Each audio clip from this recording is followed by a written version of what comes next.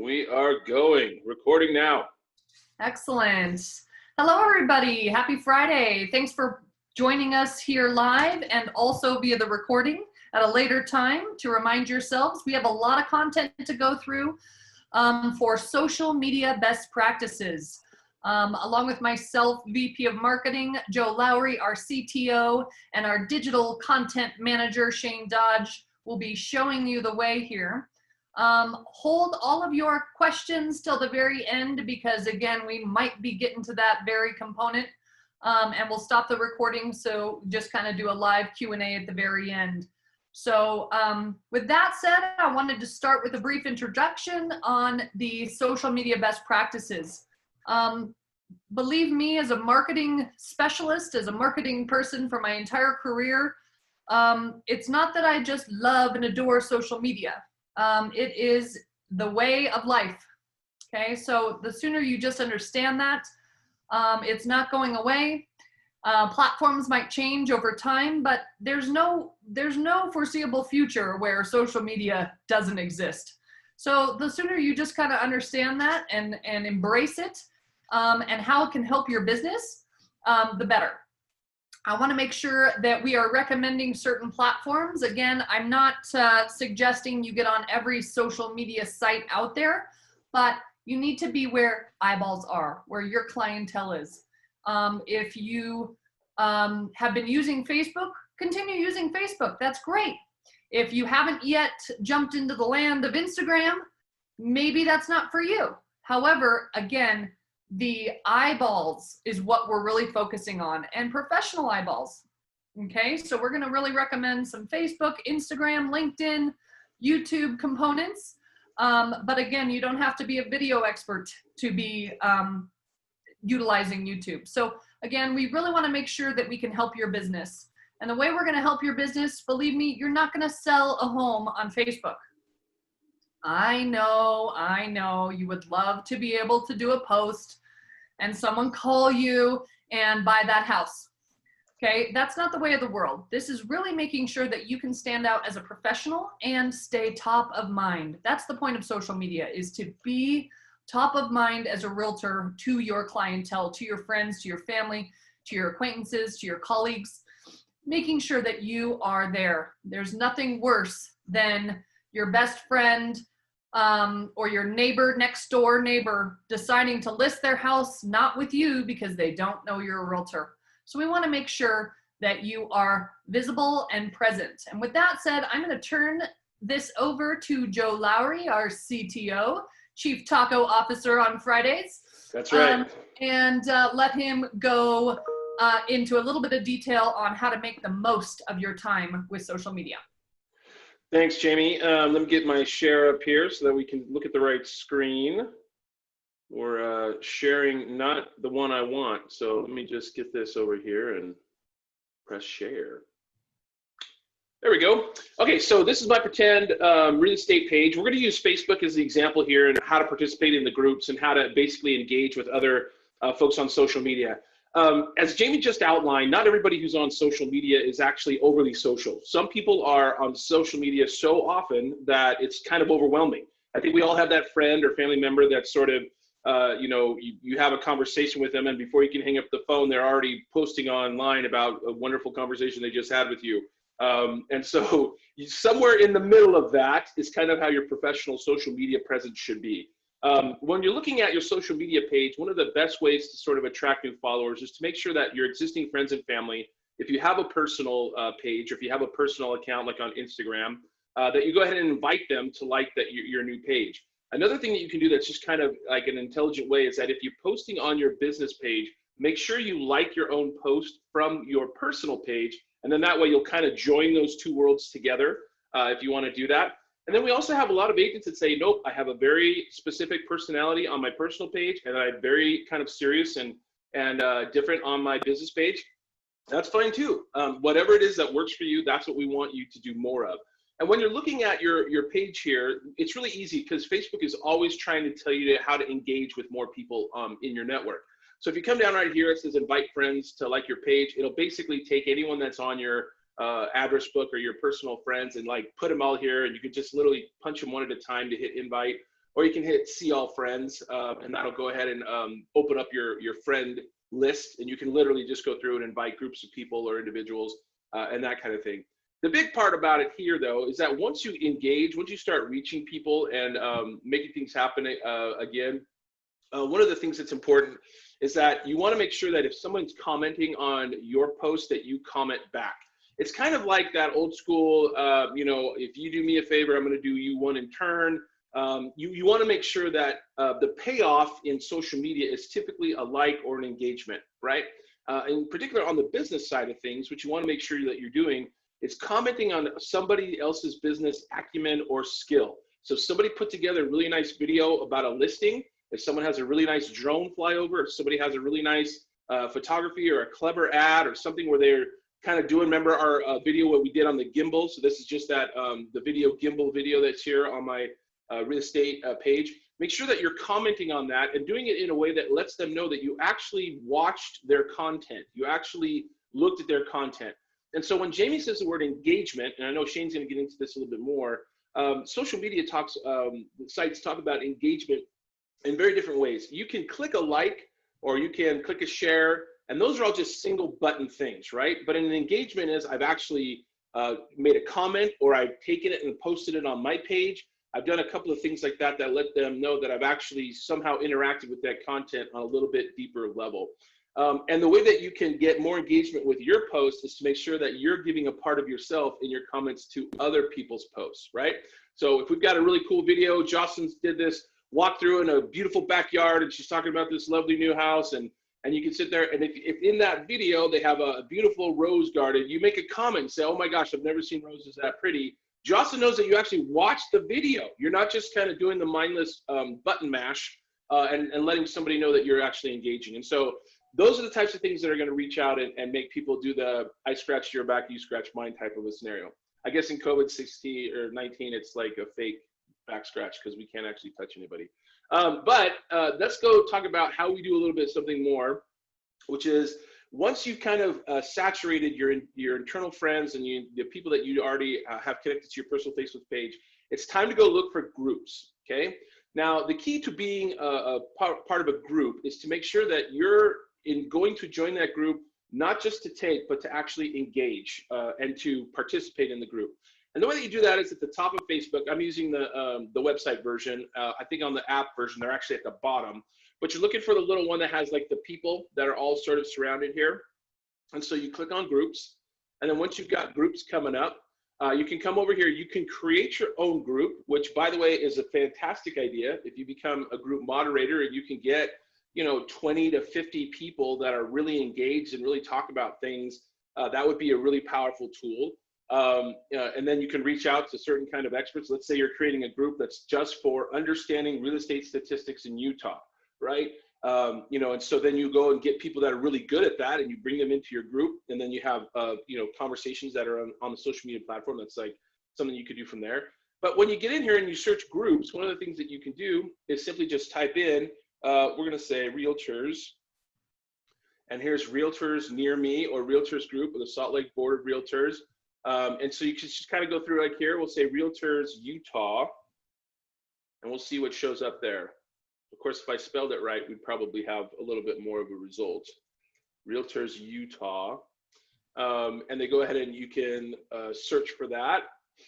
And so here's all these groups that are showing up here on the main panel here. Utah Realtors for Sale, Utah Realtors, Utah Real Estate Investors Resource, Salt Lake Realtors, new listings, buyer needs, etc. This has got 864 members. It's a private group, so you have to request to join. This is the Utah Open House. This is a public group. You don't have to ask anybody to do that. So you can go ahead and hit the join here. And as you go through, it asks you a little bit about yourself. And as the group creator, you can do these different things. You can actually make it public and just sort of let people in, or you can kind of ask them a little bit more about themselves before they go ahead and do anything. In which case that you're going to go and be a part of that group. So since I'm not a realtor and I don't want to like make anybody, upset at me, I'm just going to go back to my main group page. I'm going to show you some groups that I'm actually a part of. This is called the Utah Stones of Strength. This is about the Scottish tradition of just lifting rocks and putting things in places. And so you can get in here and you can see that these people that they're all around Utah, they actually go and find these little events where they have a rock and you basically create this feat of strength. And this one in particular, this one is back in the Uintas. It's called the Sadlin Mare Rock, and it's based off of a strength test in Scotland. And you basically take a 200-pound stone and you put it on top of a giant boulder. And so you can see that this person who's part of our group here completed that a little bit about 23 hours ago, 24 hours ago. And so Ryan's in there. And so in these comments, you can see that there are people that joined it. So this guy's in the Ohio Stone of Strength, and he's showing the same type of picture that he did. And people are actually going through and making a conversation about having the engagement here. And so the smartest thing is to make sure that you're actually talking about something that happened in the picture. I have been there. That's a tough one. The stone that I use is the one that is always on the east side of the large boulder, or whatever it is that you're going to do. And that's going to get people to go ahead and hit back and engage with you. On LinkedIn, we're going to just jump over here to LinkedIn. The way that you find groups is that if you're at your home page on LinkedIn, you come over here on the left-hand side, and you see down here, you've got all of your recent group engagements, and you also have the groups that you're members of. Down here at the very, very bottom, it just says Discover More. So you click on Discover More, and it takes you to this page that sort of feeds you what they think you're looking for. But the way that you can also do that is you can just come up here in your search panel, and we're just going to search for realtors. And as we search for realtors, it's going to lay out a whole bunch of different these options for us, right? So these are individuals that you can connect with and do. And if you come up here to connections, we'll hit cancel on there. You can actually search for groups under more, right? So now I'm searching for groups that have to do with realtors. And again, you can put Realtors Utah or Realtors that are great with statistics or any one of those types of things. And then you can come in here and be part of these groups. Again, as I mentioned before, I don't want to go too long here because Shane's got a ton of great content. If you join a group, join the group that you will participate in. Read the way that comments are posted. Read the way that people are posting on there. You will immediately see the people that are active in that group. So just like you have certain family members that can't leave social media alone, you'll start to see people on these groups that can't leave social media alone. Engage with them because they're typically what they're called, people call connectors, right? They know a lot of people you want to know. And so even though your relationship with them might be digital at best, but they might have other people that they know in Utah. And so as we always say in social media, it's not really who you know, it's who your friends know, right? That's the whole idea. You want to create those layers of engagement all the way down to the bottom there. And so go ahead and search for groups. Remember to participate, be part of that. That's a big deal. The other thing that you want to do is making sure that the content that you're creating is authentic. So Shane's going to get a little bit into the sort of the logistics of this kind of thing, but I just want to wrap up by saying, make your comments, make your posts, make your photos really authentic. So the way that you want to be represented in digital media is the way that you actually are. So the more closely that you resemble who you are in real life, the better off your social media posts are going to be. And so with that, I'll go ahead and stop and hand the ball over to Shane. Thank you, Joe. Yeah, guys, the main message for this right now is be authentic and leverage the content that we're creating.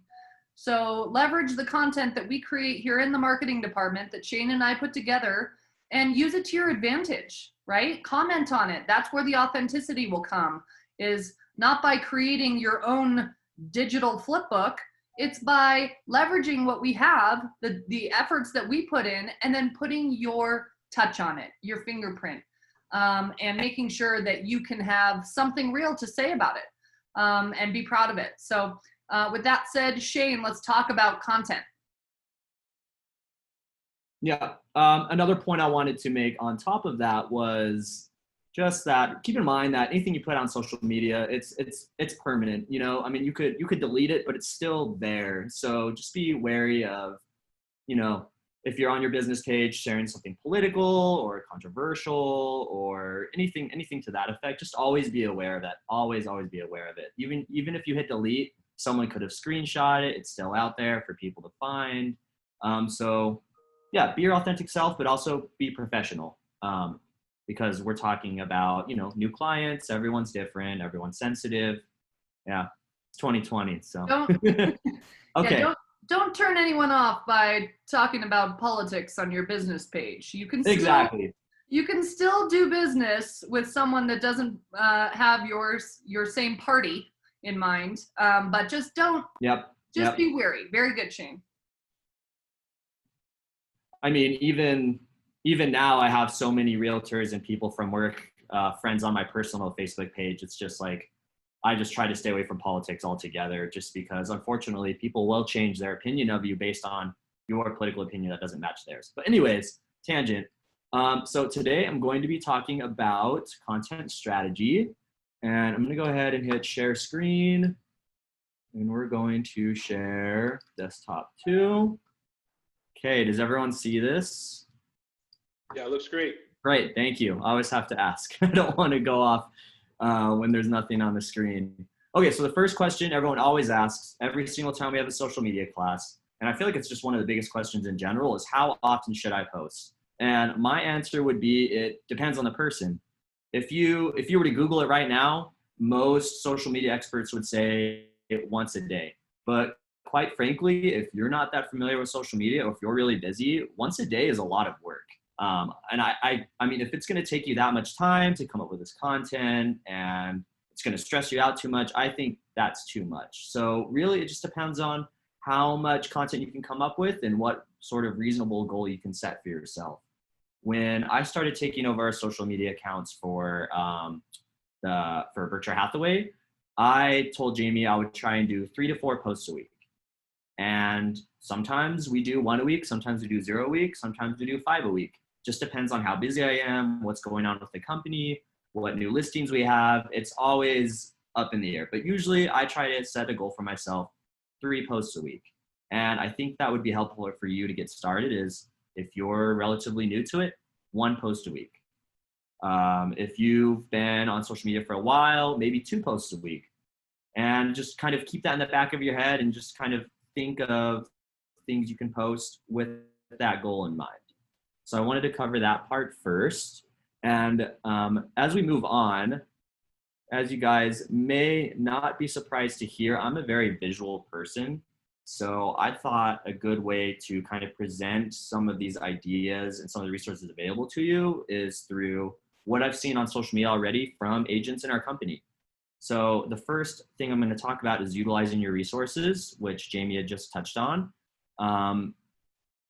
And the first one being Beth's deliverables. I'm sure you guys see these. She sends these every week. They're relevant articles with real estate information, local news. And quite frankly, all you really have to do with this is just copy and paste. And then this is what it looks like right here. We have a CMFH post on the top left on my screen. Looking for some outdoor summer dining? Check out these local restaurants. Relevant information to the area you're doing real estate business in. I think people who like your page and follow you would find that information useful. And it just literally goes right to your inbox. All you have to do, copy and paste, post. Easy. Okay. Another resource that you should consider in regards to sharing content or getting ideas is our company accounts. We have one on Facebook, we have one on Instagram, and we have one on LinkedIn as well. So if you're ever looking for new ideas or want to share something to your page but can't think of anything, check out ours. We try to share content that you guys can share to your clients in SOI on a regular basis. The example I pulled up here on the top right is this gorgeous listing in Moab. It's just quite frankly stunning. Views of Red Rock all around them. I think anyone, even if you're not in real estate, could appreciate a post like this. And this one performed pretty well too. I mean, who doesn't like beautiful homes? That's kind of the nice part about working in real estate is beautiful. I mean, not all real estate is beautiful, but there's always content out there. There's beautiful homes. People like to look at beautiful homes. There's certainly a place for aesthetic, beautiful interior design and that sort of thing on the social media space. There's never not enough of it, quite frankly. Okay. And the third resource that I would obviously recommend utilizing is Marketing Resource.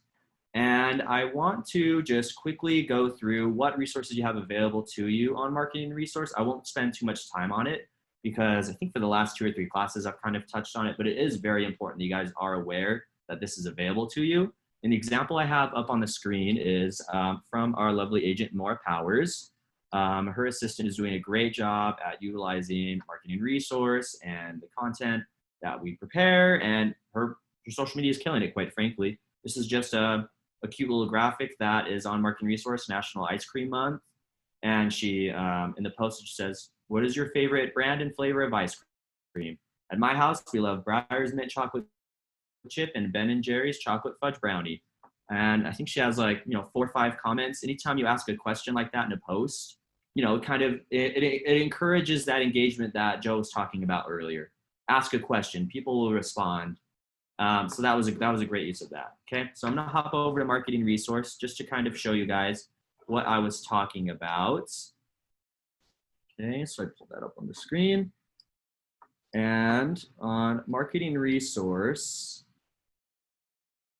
once we get in here, once you log into Marketing Resource, just click Library on this top menu here. And I know there's a lot in the library. It can be overwhelming. There's videos, there's graphics, there's all sorts of things. The thing that I always recommend doing is filtering on this left-hand menu by type, scroll down and then click social media. And the marketing team over at the franchise, Berkshire Hathaway Home Services, are constantly creating new content for you to share on social media. And it's not just Facebook posts, it's Instagram stories, it's Facebook cover photos, and this content is usually related to holidays or all kinds of stuff. National Garage Sale Day, it kind of relates to real estate. And there's just a variety of cool content here. Maybe talk about the brand strength of Berkshire Hathaway Home Services. We were just named Real Estate Agency Brand of the Year. They have a lot of stuff for the pandemic, about hope, kindness, the importance of home, now more than ever. All this content is here available. Okay, so that's the first thing. They create these for us. Now, if you wanted to find our personal Utah Properties content, you would have to find that by filtering again first by owner, and then click Utah Properties. Okay, and then for some reason it doesn't filter it by social media, so you do have to click image.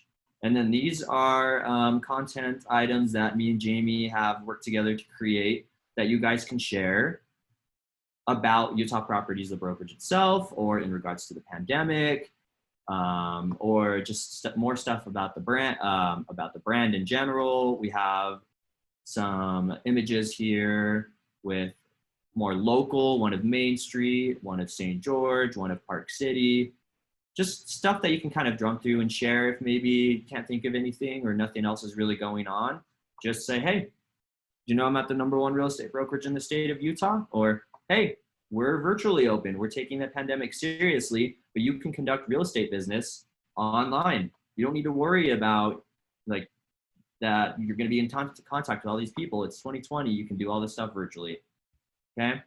So the last point is we're going to go back to filtering by social media. Another thing that you would want to share, obviously, is your business activity.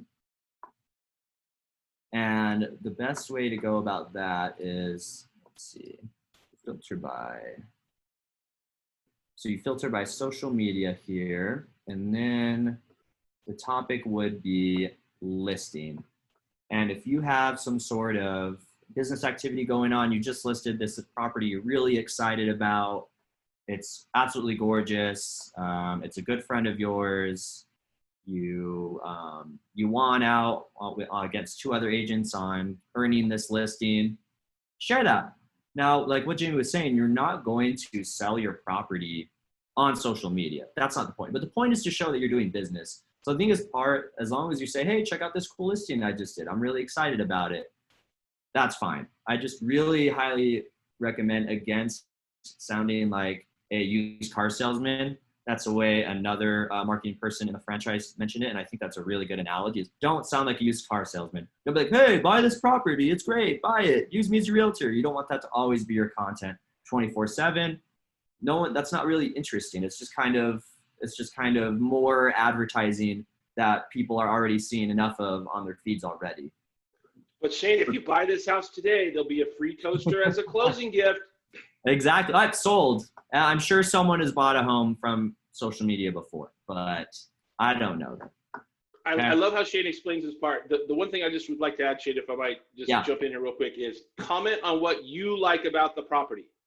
What you like about the property, right? Because people that know you are interested in your opinion, right? They want to know what you're interested in. They want to know what you like about that property. They want to know what your favorite ice cream flavor is.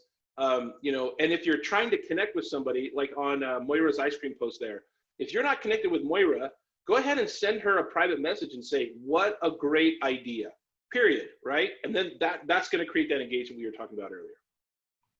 Exactly. Yeah, exactly. And the best advice I could give to you, quite frankly, if you're wondering about how to conduct social media properly or effectively, is follow other realtors. Follow the top realtors in the company. Follow realtors in other brokerages. See what they're doing. See what's working for them, and you can apply that to you, what you think fits best.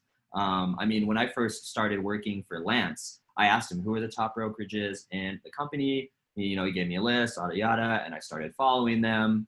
And I got an idea of what sort of content realtors post and what looks good and what doesn't, and what I wanted to do for when I was running his account. Okay, so we're back on utilizing your resources, and okay, we're down to marketing resource, listing activity. This is an example of one of those listing graphics that are available to you. All you have to do is just plug in your image, and then it spits it out for you, and you can post it on Facebook, Instagram, etc.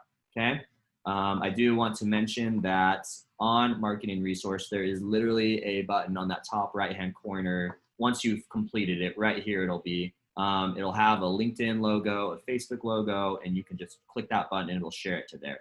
Or export it and post it that way too, okay? And the last resource I wanted to talk about is your amazing marketing department. Jimmy Pack and Jody Faye, they said, hey, I don't really care for any of the templates on marketing resource, or I've used them a couple of times and I want to keep it fresh. Can you guys create something for us? This is an example of a social media graphic I created for them. Just sold, has the information, looks good. Keep in mind that we would much rather have you reach out and submit a request to our marketing department than go to some random third-party app or get on Microsoft Paint and put a red sold on it. It doesn't look good, and it makes me sad. It's hard for me to see. You're with a brokerage that has an incredible marketing department. Some brokerages don't even have marketing departments, so we can create these things for you. If you have an idea about maybe a Pioneer Day post or something coming up and you want a little quick graphic made, we can make that for you, and we know how to optimize it for whatever social media platform you want to put it on. Okay, so we're past that, and this is just another recommendation. Make it personal. Like me and Joe has said before, I actually found this really neat post from Joe Holden, and I think it's a great idea. So this is an example of someone who is killing it with his business and on social media. He has this post here that says, so excited for this wonderful family. Their brand new home turned out amazing. Thank you, Cole and Tristan, for trusting me with your real estate needs. And something you should notice here is that he tagged Tristan. Now, I'm sure he got their permission. That's obviously something I recommend doing. But when he tags Tristan in this post, her friends see it on their social media on their social media feeds. So they know that they had a great experience with this realtor and they now have a new home. And that'll be in the back of their head that, the close friend, this is the realtor that they used. So I think this is a really great idea. And anytime you make it personal, you post this cute photo of this smiling family with this like monumental occasion in their life, it's going to get a lot of engagement. It says 38 likes. And that's probably from a lot of her friends who are like, wow, congratulations, saying congratulations to her. So I think that's a great way, honestly, to document what you're doing while also getting yourself more exposure. Because a lot of the times, obviously, most real estate business is referral based. So what better way to get more referrals than to get it out there and have their friends see that they have a great realtor who's doing great things for them. Okay. And now another recommendation I have is schedule your content out. This is something you can do on the Facebook business page. I'll open this real quick and show you where it exists. I won't go too deep into it, but I'm on the BHHS Utah business page here. And if you have one set up, you would click, publishing tools right there. And I always recommend, if you want to get ahead of everything, scheduling your posts out. I like to do this a week or two in advance. Obviously, I'm behind right now. We only have one sitting here, but just schedule out maybe an idea you have, a holiday coming up, what you want to do for that, and you won't feel so overwhelmed with the content or creating something or being behind. Just if you have a quick idea, I do this all the time. I see a really cool listing I want to showcase from one of our agents in our brokerage.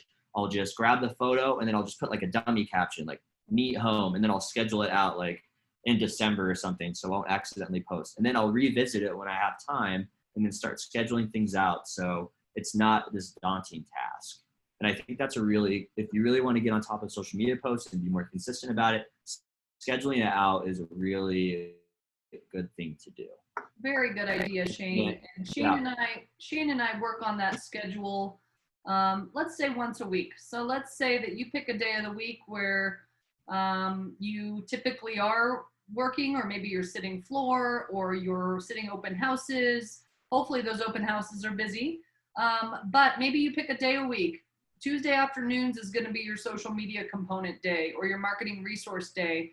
Those are great times to be able to schedule that out for the next 7 to 10 days and get it done so that you staying top of mind.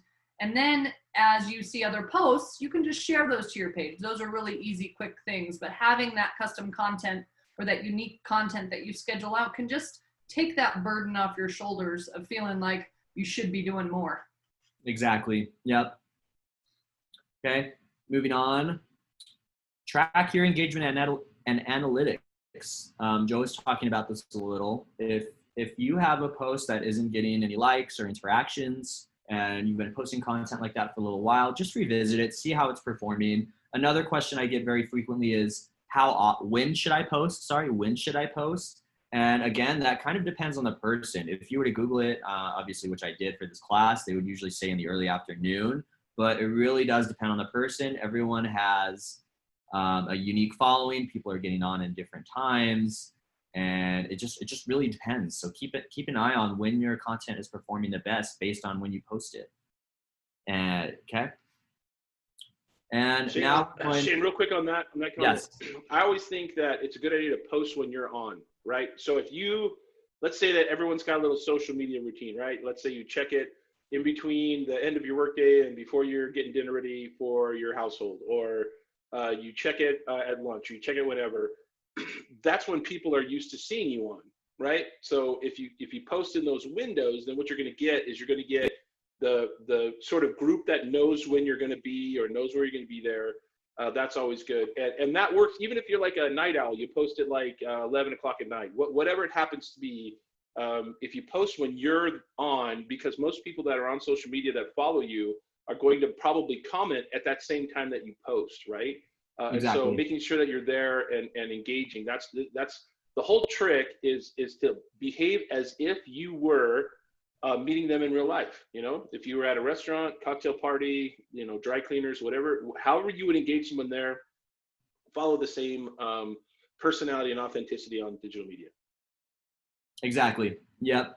And another thing to just consider is that, social media feeds aren't chronological. So it won't post it used to be that it would post in order, like most recent to latest, but Facebook and, Instagram and MySpace started to realize that they didn't want people to miss their window, and they wanted more engagement and interactions on their posts. So they started favoring it based on the pages you interact with most or the friends you interact most with. So yeah, example, if you posted at 11 p.m., it might show up on someone's feed when they're getting on 2 days later. It's just the algorithm is kind of finicky that way. It's very calculated in the way it favors content. Okay, so now I just wanted to talk a little bit about what I do when I post an Instagram or Facebook post. So I have a screenshot here of a listing feature I did for one of Lori Gee's listings. And this is on Instagram, which is quite frankly my bread and butter. I love Instagram. I've been on it since it started. I'm a very visual person, so I've always enjoyed, posting content even on my personal page. Okay, so this is a screenshot of an Instagram post. And the first thing you'll notice is the listing is in Sandy. So I just went ahead and I added location in Sandy, Utah. sharing the location provides context and it can increase engagement, because when you post the location here, you can actually click where it says Sandy, Utah, and look at other posts of people like saying they've been in Sandy, Utah. So anytime you add these little bit of features, it just increases your reach a little bit more. And yeah, it can help out. It also provides context to the post if someone's scrolling. Because I mean, when I look at that photo, quite frankly, it looks like a Park City listing to me. So it's kind of cool that this is in Sandy. It's kind of crazy how these things are just tucked away and hidden. And the next thing I wanted to touch on is the square ratio. When I post social media content, specifically, especially on Instagram, I always try to do a square ratio or a 4:5 aspect ratio, which means it's even taller. And the way I think about this is, think of when you have a billboard on the freeway, you want a bigger billboard to get people's attention. You don't want a tiny little thing that no one's gonna notice as they're driving by. It's the same for social media, and specifically Instagram. This is a square. Look how much space this takes up on my phone screen. It takes up over half of it. It's gonna leave more of an impression that way if it's a larger photo. Now, it doesn't always have to be square. You can post, obviously with real estate photography, the photos are usually more narrow and wide, but I always like to post in a square because it just takes up more space. And also, I'll get to another reason in a minute, but you also have to consider your grid on your Instagram profile. That's something to consider as well, and I'll get to that in a minute, okay? The caption, short and sweet. You really don't want it to be too long. Quite frankly, no one's going to read it if you're posting 2 paragraphs. And I know real estate agents love to, really talk about their property and they really believe in it, but 2 or 3 sentences is fine. I don't think anyone's going to read any more than that, okay? This one's actually 1 sentence. It's just a really long run-on sentence, okay? And at the end of every post, I put link in bio. You can't put links on Instagram posts. And whenever I'm posting on social media, I don't want people to just see the post and move on, even though you want to leave an impression. I want them to do something a little further. I want them to go to our website, maybe click around. It just drives more traffic. So I always say link in bio, and I link to the property website on our website. Now, what you could do is link to your personal branded website that we create for you. It just allows them to click around and be like, oh, wow, this is a really neat looking website that they have. They're really professional about it. It just adds to that sense of professionalism, and it gets people more engaged with what you're doing, okay? Now, the last thing here is I always include 5 to 10 hashtags. And if you've noticed here in this left-hand side, I do 2 lines because, quite frankly, I think it looks a little tacky if you have a bunch of hashtags just at the end of the post. It just looks really cluttered and ugly. So when you do these 2 line spaces here, when someone's viewing it, they won't even see this part of the post. It'll say see more, okay? So they don't need to see this hashtag bit. The reason I'm doing these hashtags is to increase the reach. And hashtags are interesting. I don't know if you guys are aware of what they are. I'm sure some of you do and some of you don't. But a hashtag is a way to customize your post and have it reach more people. So some of the hashtags I used here is hashtag Utah Real Estate. Obviously that applies. Berkshire Hathaway Home Services, love where you live, and then hashtag BHHS Utah and hashtag Utah is rad. Utah is rad is a hashtag that's very commonly used by people who are just, really stoked on Utah and are sharing beautiful like landscape photography or things to that effect in regards to that. Steve Chin, I need hashtag Utah is rad on your social media pages, okay? Okay, keep going. And actually, hashtag BHHS Utah, if you're posting on Instagram, please use the hashtag BHHS Utah. This allows other people to click on that hashtag and explore and see what other real estate agents are doing in regards to the company. And it just helps our brand strength. I think right now we have over 1,000 posts with BHHS Utah, which is great. If you're looking for ideas and you want to see what other agents in the brokerage are doing, click on this hashtag, and that'll allow you to look at all of the other posts that have used the same hashtag. Hopefully that's clear to everyone about what hashtags do. If you click on one of these, it'll pull up other posts that have used that same hashtag. So it's a way to customize and categorize your content to reach other people who might be interested in that specific category. It's basically like a little link to another feed with just those posts. If you don't know what I'm talking about, check out our Instagram profile and just click on one of them, and it'll pull up that whole entire feed. And the last note I want to touch on is 5 to 10 hashtags is all I use. You can use up to 30 of these, but you risk getting shadow banned if you use that many, because Instagram will think that you're just spamming and you're just trying to get as much likes and engagement and all that stuff. So keep it 5 to 10 hashtags and keep it in your post. If you do it as a comment, the hashtags don't get picked up anymore by the algorithm. So keep that in mind too. It has to be in the post. I've seen some people put it in the comments. It has to be in the post, okay? And okay, so I mentioned the grid. Another reason I always keep things square is because your Instagram profile, if someone wants to check out your Instagram profile to see if you're crushing it or want to follow you, this is what they're gonna see, okay? Consider the grid. The grid is your profile. So right above here, they have the information about the company, yada, yada. And then this is what the grid looks like. This is a real estate brokerage, will not be named because I'm not here to throw shade, but this is their profile.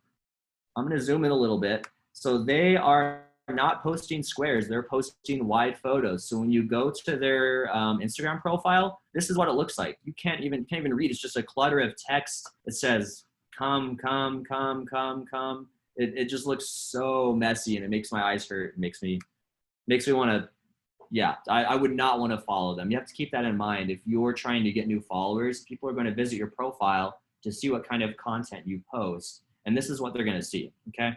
So that's why I recommend always keeping your posts on Instagram devoid of graphics or overlays or too much text, because this is what it looks like on your profile. And also just keep it simple. It's meant to be beautiful, clean, and simple content. Instagram is all about visuals and photography and beautiful, aesthetically clean things.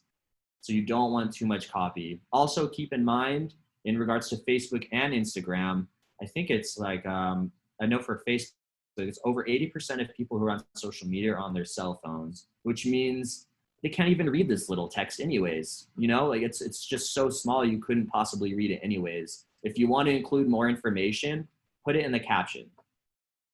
Okay, this is an example of our personal profile page. Every once in a while, I'll post a graphic, which is fine, but I try to keep it clean, mostly just clean, beautiful photography.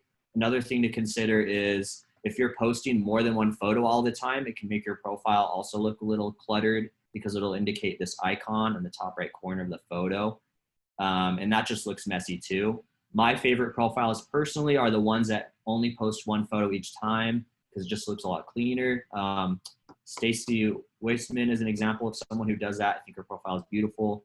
Here's an example of Shane Roxburgh's Instagram profile. I think it looks great. It's a great mixture of graphics and just beautiful photography. And hey, some stock photography is fine too. In moderation, I will say. You always want to keep it personal, but in moderation is fine. It's too bad Shane is so horrible looking as well, so. Yeah, that helps too, doesn't it? Yeah, they're doing a great job though. And you know, they have a graphic right here, 5-star review.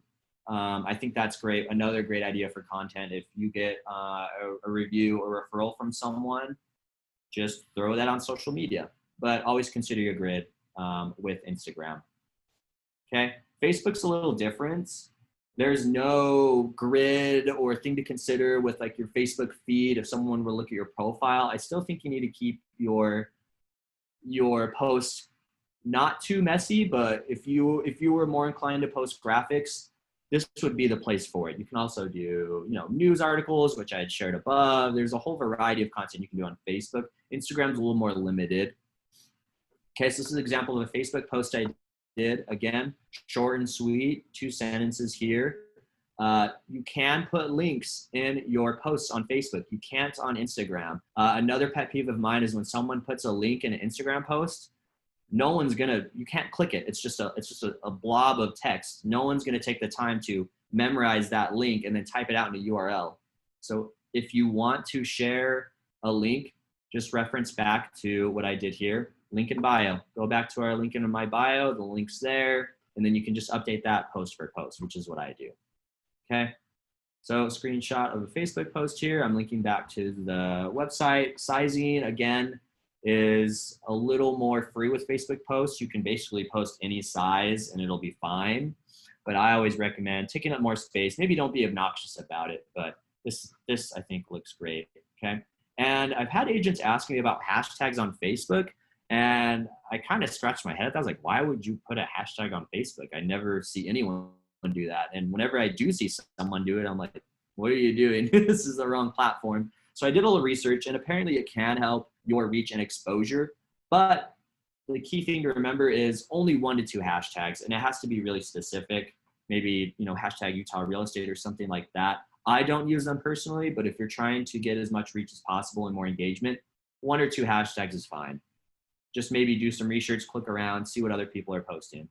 And about those hashtags too, I really don't like when people hashtag a sentence. They combined an entire sentence stream of consciousness into a hashtag with no spaces. This is the best day of my life and I want it to live this way forever. And that's their hashtag. That doesn't mean anything, and it's just kind of annoying. So if you have been using that practice, try to get away from that. These are the best practices. Use those short and sweet hashtags whenever appropriate. Exactly. They're there to provide context and categorize your posts. They're not a substitute for parentheses, as I've seen some people use, or things like that. Hashtag listen to Jamie and Shane. I will say that some people will use it somewhat ironically in a comedic way, and that's fine. I mean, I do that too. Just kind of what Joe did. I mean, sometimes I'll do that in a post, but be aware that you're using ironically. You're not using the hashtag the way it's supposed to be used. Okay. Now, the question, what do I post? We've covered some of that up here, but I'm just going to dive a little into that. Jason McMurray, he just joined the Linda Seacrest team. He was really excited about it. So he reached out to the marketing department and said, hey, can you create a little announcement graphic for me about me joining the Linda Seacrest team? And we said, sure, of course, that's a monumental occasion. Yeah, Linda Seacrest team's awesome. So I created this graphic for them. I tried to keep it as devoid of text as possible, but they did want a bit of copy on there, so I begrudgingly added more for them. But it's still pretty simple and to the point. He has a longer caption here about it, and I think that's great. We are pleased to announce Jason, yada, yada, to the team. So anything like notable achievements or landmarks in your career, I always think you need to share that on social media. Okay. Another example is out in the job. This is a post from John Bach. He is sitting with a title agency and they're signing the papers on a home they just sold. And who doesn't like that? Seeing someone, again, with Joe Holden, for example, someone, with such a monumental life event and you're a part of it. It's really special. That's a really cool thing about being a real estate agent. So I think you should share that on social media. It's what makes your jobs so admirable, quite frankly. Okay. What do I post? We're on relevant or national holidays. This is a post I did for Lance a long time ago.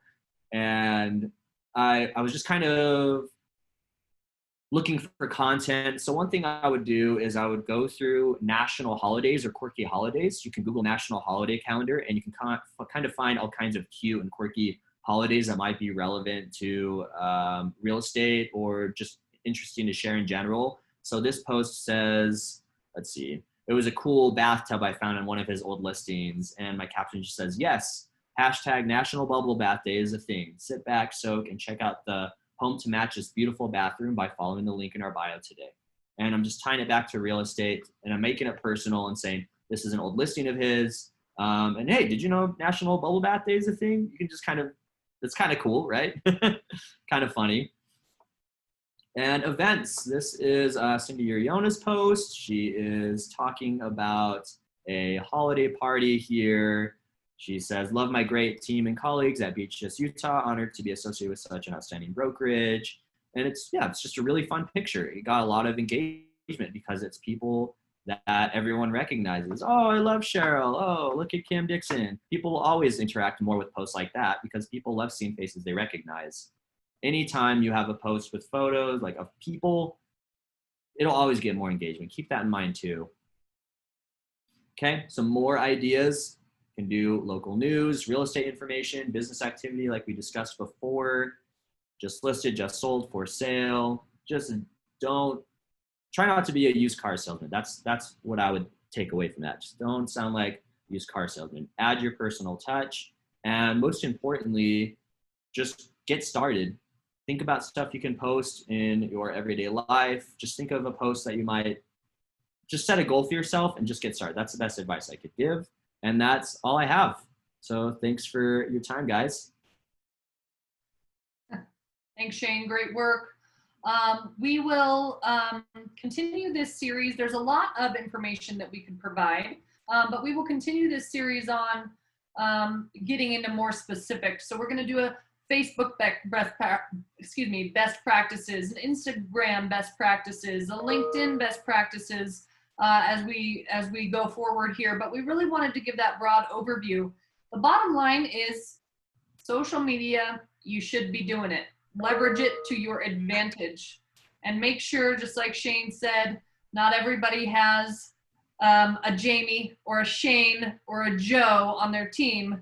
Let us help you. That's what we're here for. We're here to help you build your business, grow your business. And all you have to do is send an email, let us know your time frame. Usually the one catch that we get in marketing is someone wants that post right now. For whatever reason, and you just be realistic with us. 48-hour turnaround time, no problem. We can help you. Just give us some details. So with that, Joe, let's stop the recording and we'll open it up to questions.